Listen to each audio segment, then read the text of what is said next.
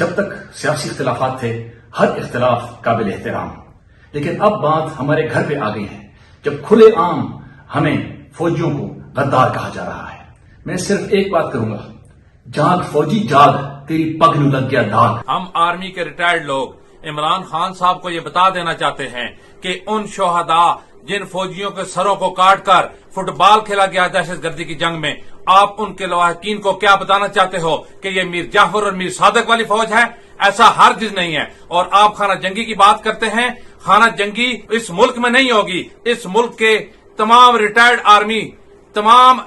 Army کے لوگ اپنے سپہ سالار کے ساتھ شانہ بہ شانہ کھڑے ہیں۔ جو اس فوج کو غدار کہہ رہے ہیں وہ خود غدار ہیں، وہ اس ملک کے دشمن ہیں۔ پاکستان آرمی چیف یا کوئی بھی سولجر کچھ بھی ہو سکتا ہے، غدار نہیں۔ اور میری طرح کے ریٹائرڈ آفیسرز اور جوان جنرل باجوہ کے ساتھ کھڑے، اپنے چیف آرمی سٹاف کے ساتھ کھڑے۔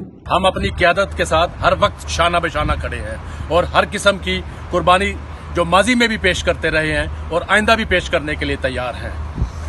پاک فوج زندہ باد۔ غازیوں اور شہیدوں کی وارث افواج ہے اور اس کا سپہ سالار افواج پاکستان کا فخر ہے اور ہم ان کے ساتھ ہر جگہ پہ کھڑے ہیں۔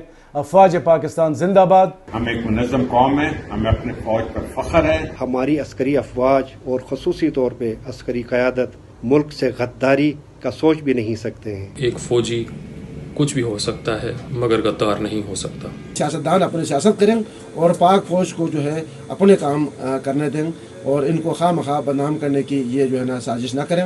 یہ اگر جو ہے نا ہم کسی صورت اس کو جو ہے ہم برداشت اور قبول نہیں کریں گے۔ یوٹیوب پر گوگلی ٹی وی دیکھنے کے لیے youtube.com کی سرچ بار میں گوگلی ٹی وی ٹائپ کریں۔